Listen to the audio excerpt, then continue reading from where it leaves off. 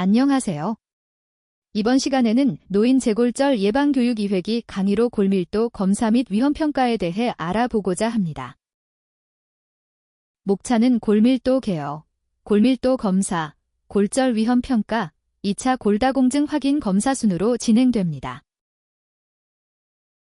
학습 목표는 골밀도 평가 검사에 대해 설명할 수 있다, 골절 위험평가에 대해 설명할 수 있다 입니다. 골절, 재골절이 있는 남성과 여성의 경우 체계적인 방법으로 골다공증 검사를 받고 필요한 경우 낙상 위험평가 받아야 합니다. 평가의 단계로는 1단계 고관절 골절이 있는 환자, 2단계로 고관절, 척추 골절이 있는 환자 식별이 필요합니다. 3단계는 고관절, 척추 골절, 주요 골다공증성 골절이 있는지 식별해야 합니다. 이런 평가를 통해 골다공증 현황을 파악하고 적절한 대응을 수행하여 환자의 삶의 질을 향상시키고 사회적 비용을 감소시켜야 합니다. 골밀도는 골다공증의 진단과 치료 방침 및 치료 효과 평가에 중요한 정보를 제공합니다. 우리나라 국가건강검진 54세, 66세의 폐경 여성은 골밀도 검사를 수행함으로써 조기에 골다공증 여부를 판단합니다. 다음의 표는 대한골대사학회에서 권고하는 골밀도 측정의 적응증 기준을 제시하고 있습니다. 대표적으로 6개월 이상 무월경인 폐경 전 여성으로 여성 호르몬 부족으로 골밀도가 감소할 수 있습니다. 골다공증 유병률이 높은 70세 미만 골다공증은 여성에게서 흔하지만 남성도 고위험군에 해당될 경우 검사가 필요합니다. 영상검사에서 척추 골절이 의심되거나 골다공증이 의심되는 경우 골다공증 약물 치료를 시작할 때는 현재 골밀도 수준 파악 후 치료 효과 모니터링하여 계획을 수립하는 것이 중요합니다. 골다공증 치료 중 환자가 치료를 중단할 경우 골절 위험 증가 여부 등을 다시 평가합니다. 골밀도 측정은 골다공증 진단의 표준 검사이자 치료 효과를 추적하는 데 필수적입니다. 폐경 여성이나 고령 남성, 골다공증 위험 요인이 있는 환자에게는 정기검진이 권장되며 국가건강검진을 통해 54세, 66세의 폐경 여성에게 골밀도 검사를 지원하는 것은 골다공증 예방과 조기 진단이 중요합니다. 골다공증은 골밀도가 낮아져 뼈가 약해지고 쉽게 골절되는 상태로 이를 진단하기 위해 다양한 기준과 방법이 사용됩니다. 첫 번째로 중심골의 골밀도 측정으로 요추와 대퇴율 이중 에너지 방사선 흡수 계측법인 덱사를 사용해 골밀도를 측정합니다. 측정된 T스코어가 -2.5 이하일 경우 골다공증으로 진단됩니다. 다음으로 정량적 전산화 단층 골밀도 검사를 통해 측정된 골밀도가 80mg/cm 이하인 경우입니다. 마지막은 방사선 촬영을 통해 골다공증성 골절로 확인된 경우에도 진단할 수 있으며 인정 가능한 부위는 대퇴골, 척추, 요골, 상완골, 골반골, 천골, 발목이 해당됩니다. 골밀도 측정의 표준검사인 덱사는 세계보건기구 WHO에서 골다공증 진단 기준을 설정하는 데 사용됩니다. 측정 부위는 요추와 대퇴골로 골다공증성 골절이 흔히 발생하는 대표 부위이므로 골다공증 진단 시주로 이 부위를 측정합니다. 가장 낮은 수치를 기준으로 골다공증 여부를 진단합니다. 검사의 원리는 저용량의 X선을 서로 다른 두 가지 에너지로 투과시켜 뼈와 연조직이 흡수하는 정도의 차이를 측정합니다. 이렇게 얻은 데이터로 골질량과 골밀도로 계산하게 됩니다. 요추 골밀도 측정은 해면골이 풍부한 부위이므로 폐경 여성에서 골대사 변화를 평가합니다. 해면골은 뼈 속이 그물망처럼 구성된 부위로 고령성과 흡수가 빠르게 일어나므로 호르몬 변화에 민감하게 반응합니다.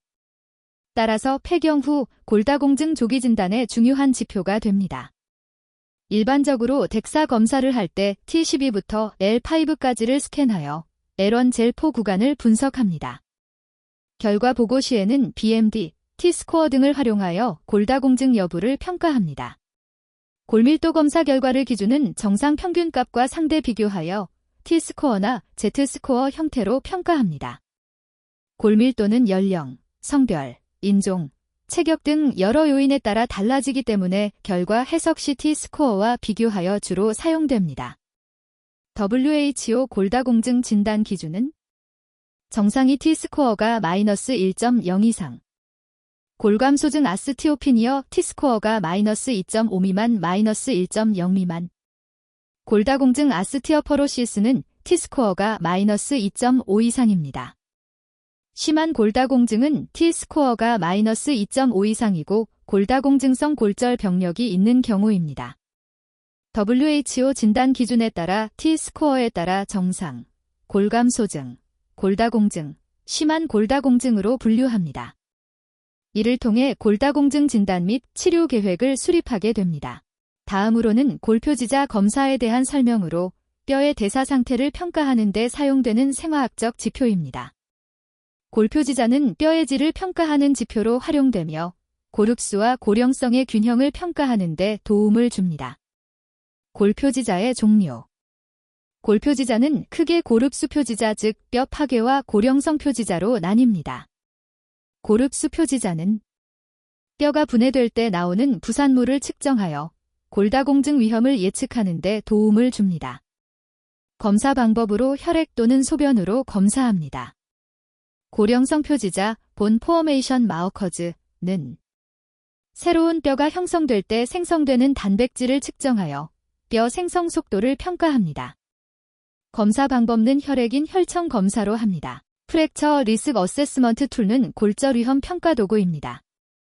WHO가 대규모 역학 연구를 통해 개발한 10년 내 골절 위험도를 예측하는 도구이며 주요 특징을 갖습니다.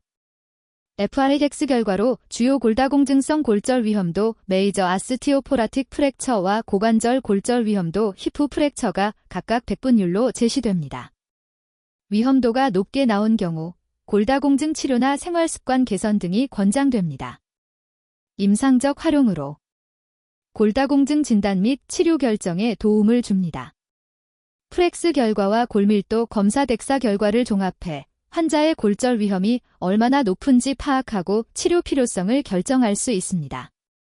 국가별 지침이나 의학학회에서 권장하는 위험도 기준치가 있을 수 있으므로 이를 참고하여 치료 방침을 결정합니다. 프렉스 프랙처 리스크 어세스먼트 툴에서 10년 내 골절 위험도를 계산할 때 고려하는 임상적 위험 인자들을 나타난 표입니다. 각 항목은 환자의 기본 정보와 골다공증 위험에 직접 영향을 미치는 요인들을 포함합니다. 프렉스의 주요 특징인 평가 항목을 보면 환자의 나이, 성별, 체중, 신장, 이전에 골절이 있었는지 여부, 부모의 대퇴골절 병력, 흡연 여부, 글루코코르티코이드, 스테로이드, 장기 복용 여부, 류마티스 관절염 진단 여부, 과도한 음주 여부, 골밀도, BMD, 갑 있을 경우 입력. 이처럼 임상적 위험 인자를 종합해 10년 내 골절 위험도 산출 시 어떤 요소들을 입력합니다. 연령, 성별, BMI, 그리고 골절 질환 약물 관련 병력이 종합되어 프렉스 알고리즘에 반영되며 골밀도 T스코어를 추가 입력하면 더욱 정밀한 평가가 가능합니다. 프렉스 프랙처 리스크 어세스먼트 툴 이 아시아를 포함한 다양한 국가별 역학 자료를 반영하여 국가별 골절 위험을 평가할 수 있음을 보여줍니다.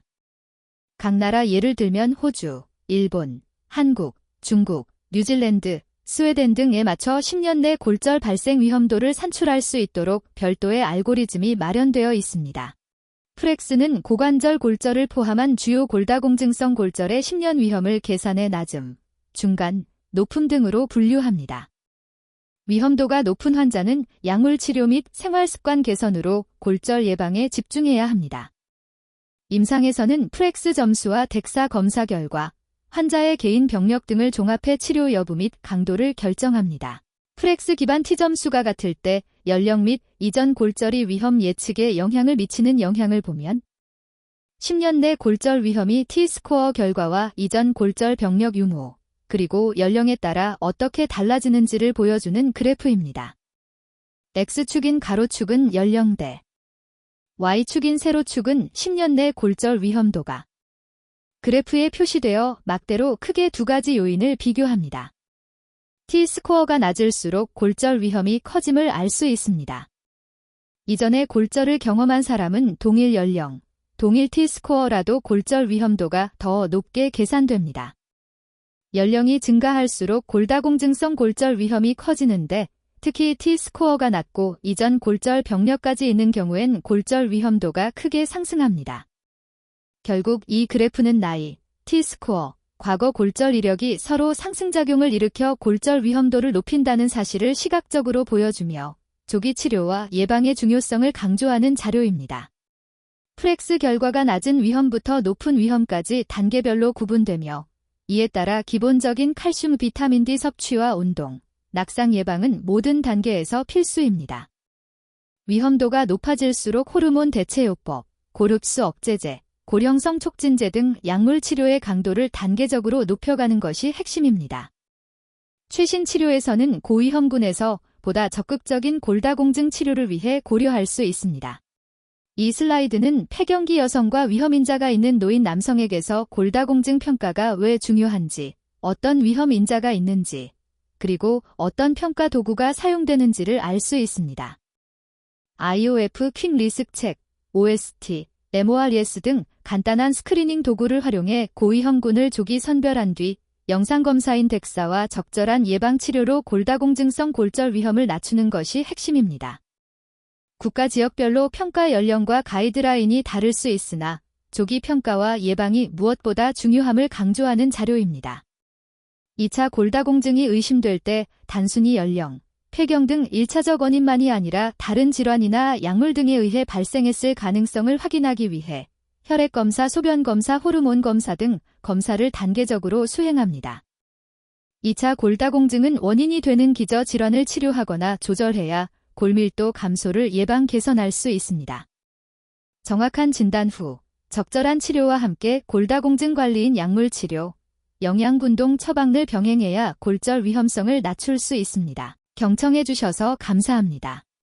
다음 시간에는 골절, 재골절 치료에 대해 살펴보도록 하겠습니다.